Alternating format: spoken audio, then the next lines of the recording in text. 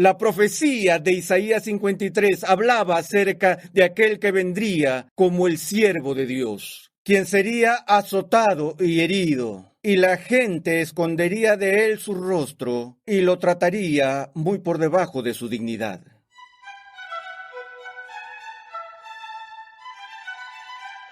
Bienvenido al 11º episodio de la sección del Nuevo Testamento de la serie de enseñanza Del polvo a la gloria. En esta serie de 57 episodios en total, el Dr. R.C. Sproul nos está ofreciendo un panorama completo de la verdad bíblica a lo largo de toda la Biblia. En nuestro episodio anterior, examinamos una impactante conversación entre Cristo y el apóstol Pedro que se conoce como la Confesión de Cesarea de Filipo. En esta quedó en evidencia la verdadera identidad y misión de Jesús. En el episodio del día de hoy, nos trasladamos al Monte de la Transfiguración, lugar donde Jesús da un breve vistazo de su gloria divina a Pedro, Jacobo y Juan.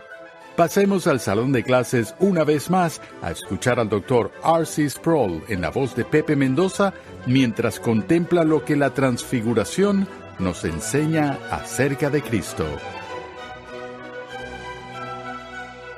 Hemos estado yendo a través de un panorama general del Antiguo y Nuevo Testamento y les recuerdo el título de este panorama: Del polvo a la gloria. Y la palabra gloria es un concepto muy importante en la Escritura. Viene de la palabra hebrea kabod o kabod, como a veces se traduce, y la raíz de este término en las lenguas semíticas comunica la idea de peso o carga. Y por supuesto, en el uso original, ese peso o carga se refiere al peso corporal de objetos materiales. Pero entonces se le da un uso figurativo o metafórico en la escritura para referirse a algo de suprema importancia o de un valor supremo o dignidad. Existe una idea en el mundo antiguo de que aquello que es de suprema importancia podría ser considerado augusto en su presencia. Esa era la idea básica detrás del nombre que fue adquirido por el primer emperador de Roma, Octavio, cuando llegó a ser conocido como César Augusto. César el Augusto.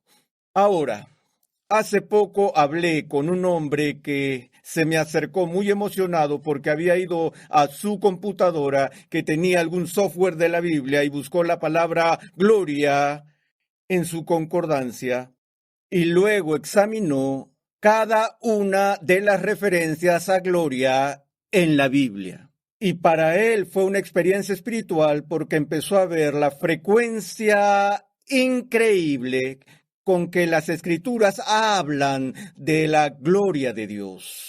Que la gloria de Dios se establece por encima de los cielos y su gloria manifiesta su majestad, su grandeza trascendente. Sin embargo, en el Nuevo Testamento, cuando vemos la apariencia de Jesús, en su mayor parte, aquel quien es la encarnación de la segunda persona de la deidad, quien es igual al Padre en gloria y con quien participa de la gloria divina por toda la eternidad, cuando viene a este mundo, Él deja a un lado su gloria y entra en un estado de humillación por el cual toma para sí mismo el papel de un siervo. Ahora, cuando los estudiosos del Nuevo Testamento examinan la progresión de la vida de Jesús, ellos dirían, en términos generales, que el progreso de la vida y ministerio de Jesús es un movimiento que, en general, pasa de la humillación a la exaltación. Es decir, que la primera etapa de su humillación se da en las circunstancias de su nacimiento, en la medida en que nace bajo condiciones humildes, en las que acepta la degradación de su posición en la vida como un bebé nacido en un pesebre. Y luego, durante toda su vida, es sometido a todo tipo de hostilidad, desprecio y odio de la gente, mientras su humildad continúa.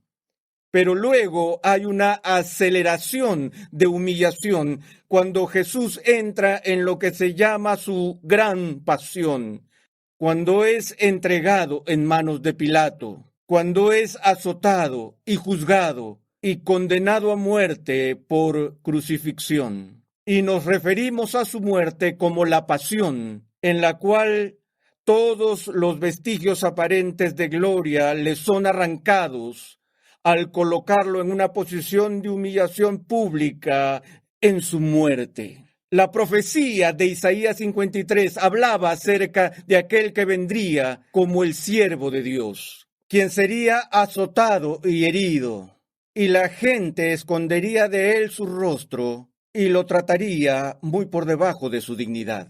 Y luego vemos, después de la cruz, la súbita exaltación de Cristo en la resurrección. Y más adelante, una mayor manifestación exterior de su gloria en su ascensión al cielo en las nubes de la Chequina. Y hablaremos de esos eventos de forma particular más adelante.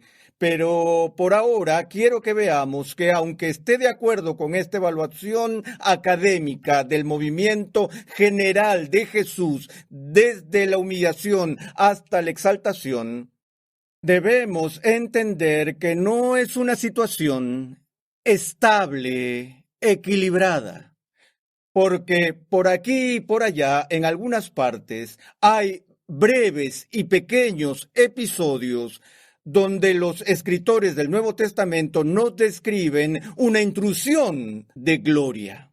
Incluso en los relatos de su nacimiento, aunque Jesús es sometido a la humillación de haber nacido de una muchacha del campo en un establo en Belén, al mismo tiempo que esto ocurre en un callejón oscuro a las afueras de la ciudad, en los campos que rodean Belén, de repente estalla un espectáculo glorioso de sonido y de luz, donde la gloria refulgente de Dios es puesta en evidencia y se nos dice que su gloria resplandeció por todo alrededor.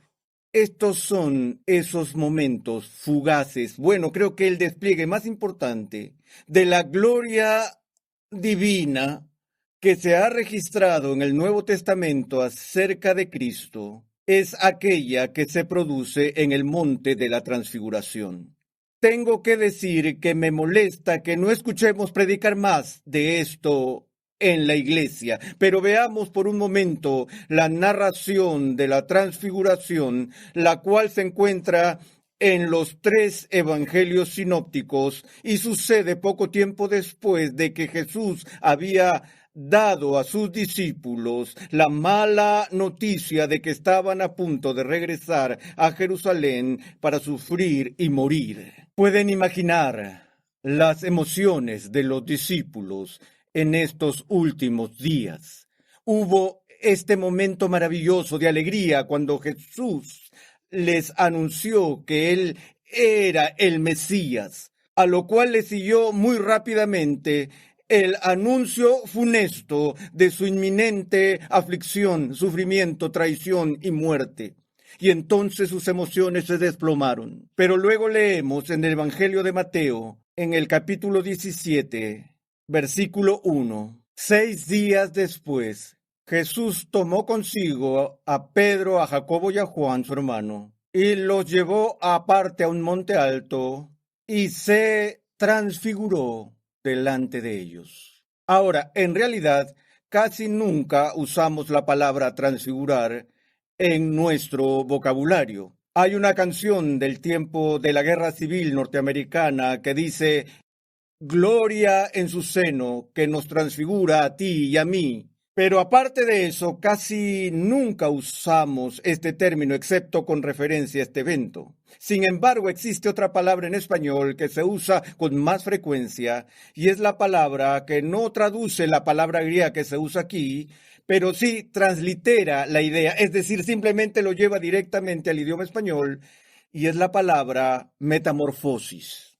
Hemos oído hablar de la obra poética de Ovidio, el poeta romano, escrita bajo el título Metamorfosis. Cuando éramos niños y estudiábamos ciencias en la escuela primaria, nuestra primera exposición a la idea de metamorfosis era con la experiencia extraordinaria, interesante, de la creación de una mariposa. Esta empieza como un gusano, una oruga, que teje un capullo y después de un periodo de inactividad emerge del capullo una magnífica y hermosa mariposa. ¡Qué transformación! Justo eso es lo que significa la palabra metamorfosis. Meta significa a través o con, y morfología es el estudio de la forma. Así que, en realidad, la palabra transformación significa lo mismo que la palabra metamorfosis. Observamos ese tipo de transformación cuando el gusano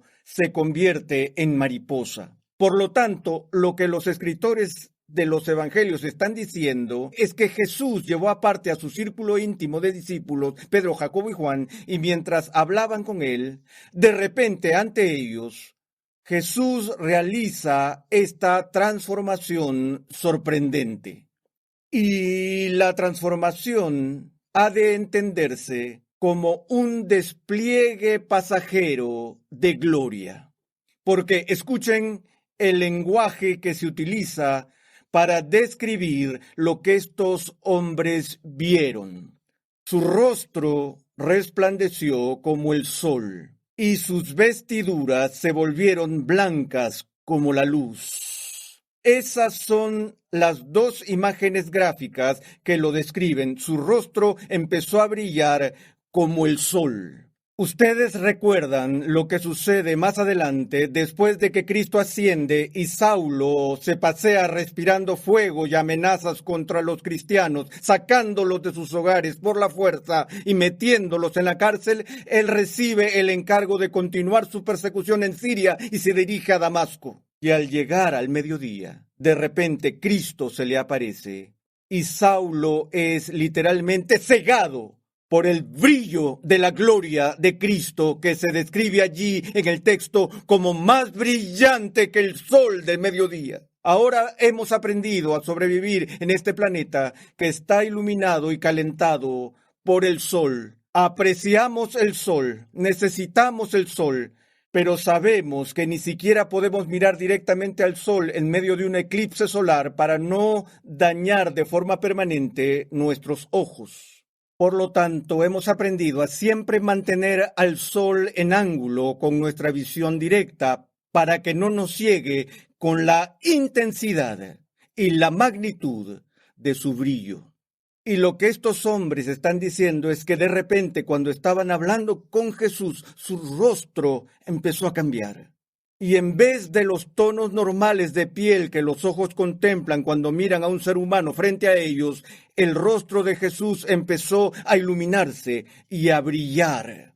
Y el brillo se volvió refulgente en su gloria, deslumbrante en su belleza y tan brillante que empequeñeció al sol y no lo podían ver. Y las prendas que él usaba fueron también transformadas ante sus ojos. Y Mateo simplemente nos dice que sus prendas se volvieron blancas. Los otros registros en el Nuevo Testamento nos dan este detalle, tal como Marcos lo hace, que sus prendas se volvieron más blancas de lo que cualquier tintorero podría hacerlo. Ahora, esa es la traducción antigua. En tiempos antiguos, el tintorero que trabajaba en la tintorería podía blanquear profesionalmente las vestimentas. Ellos en aquellos días tenían los mismos desafíos que hoy tenemos con las lavanderías profesionales. Nuestra mayor queja es cuando recogemos nuestras camisas, ropa blanca, sábanas, etcétera, y vemos que las prendas vienen con pequeñas sombras de percudido, están un tanto opacas, han perdido su brillo y su color blanco puro original. Una de las mayores industrias en el día de hoy es el jabón o detergente para lavar ropa, y algunos recordarán esos comerciales donde cortaban el jabón y lo echaban en una olla con agua para poner a hervir los pañales para que estos salieran más blancos que el blanco. Y seguro escuchaste esos eslogans como el blanco más blanco que tu ropa se merece, limpia profundamente y lava mucho más que otros. Este es el gigante del lavado, y así por el estilo otras frases similares. Pero una de las cosas más intrigantes de esos comerciales publicitarios era que cada año la gente que vendía estos jabones de barra anunciaba que ese año el jabón era nuevo y mejorado. Y al oír esto por muchos años, uno empieza a preguntarse cómo habrá sido el jabón original para que haya tenido que pasar por tantas mejoras. Pero una vez leí un libro sobre mercadeo que decía la palabra más importante en cualquier anuncio es la palabra nuevo. Bueno, toleré la exageración de la industria de la publicidad hasta que oí el eslogan por excelencia de la barra de jabón que decía, hace que su ropa se vuelva más blanca que el blanco. Bueno, damas y caballeros, esa es una tontería, porque no existe algo así como el blanco más blanco que el blanco. A veces les pregunto a los niños algo muy simple, ¿de qué color es el limón? Y todos ellos dan la respuesta correcta, ellos dicen, es amarillo. Y entonces les hago una pregunta más difícil, les digo, ¿de qué color es el limón cuando apagamos las luces? Entonces se rascan la cabeza, es una buena pregunta. Ellos no están seguros. Y luego les explico que no tiene color sin la luz, ya que el color no es algo inherente a los objetos. Los colores que vemos son reflejo de lo que está contenido en la luz.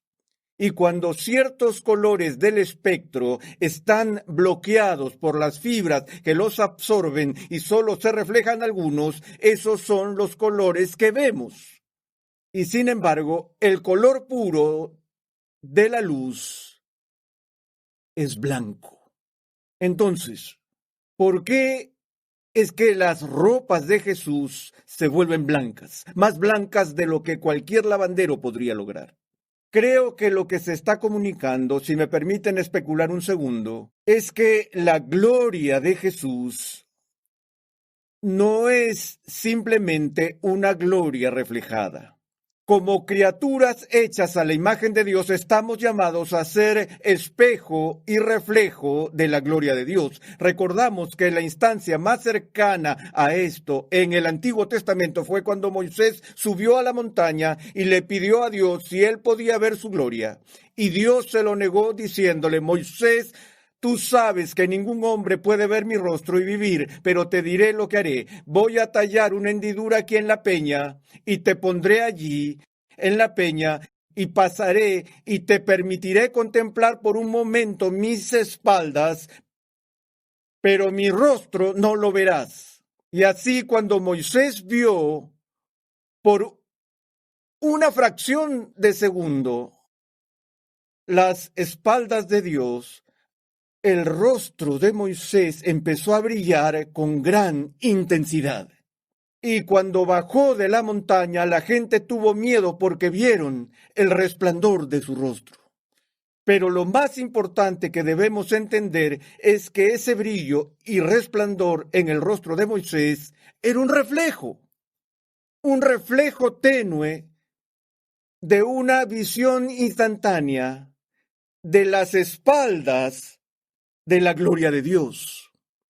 Y sin embargo, el reflejo fue tan brillante que la gente no podía mirarlo. La diferencia en este caso, estoy convencido, es que la fuente de luz para la blancura pura de las ropas de Jesús en la transfiguración no es que estén reflejando o rebotando una fuente externa de luz, sino que es la luz que procede del interior. La luz proviene de su propio ser. La naturaleza divina está atravesando el velo y los discípulos están viendo su gloria. ¡Oh! Eso se quedó con ellos. Pedro habla de ello en sus escritos. Juan en su prólogo dice, como ustedes saben, que el Logos, el Eterno, que cuando Él se hizo hombre y habitó entre nosotros y dijo, y vimos su gloria, gloria como del unigénito del Padre. En este caso, los discípulos no entienden, están confundidos, están preocupados, están ansiosos por los días que vienen. En medio de su temor y en medio de su ansiedad, Dios les muestra la gloria de su Hijo. Rápidamente. Y he aquí se les aparecieron Moisés y Elías hablando con él. Entonces Pedro dijo a Jesús, Señor, bueno es estarnos aquí. Si quieres, haré aquí 3 enramadas, una para ti, otra para Moisés y otra para Elías. Mientras estaba aún hablando, he aquí una nube luminosa los cubrió y una voz salió de la nube diciendo, Este es mi Hijo amado, en quien me he complacido, a él oíd. Cuando los discípulos oyeron esto, cayeron sobre sus rostros y tuvieron gran temor. No solo vieron la transformación de Jesús, sino que ahora miran y allí están Moisés y Elías, en una conversación privada con Jesús.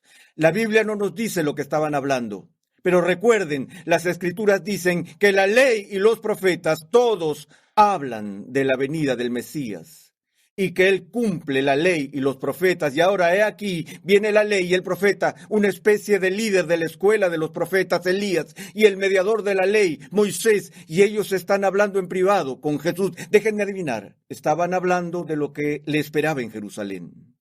La ley y los profetas decían, pon tu rostro como un pedernal, cumple tu vocación. Esta es la obra del Mesías. Y de repente estaban rodeados por una nube resplandeciente, una vez más la nube de la Chequina, la nube de gloria. Y de la nube se escucha la voz misma de Dios declarando otra vez la identidad de Jesús. Este es mi Hijo amado. A él oíd, escúchenlo. Y estaban aterrados. Y luego así de repente como empezó, la experiencia terminó y los discípulos estaban temblando y Jesús se acerca y se nos dice que los tocó. Él dijo, levantaos, este es el momento decisivo. Han visto su gloria, están listos para ir con Él a Jerusalén.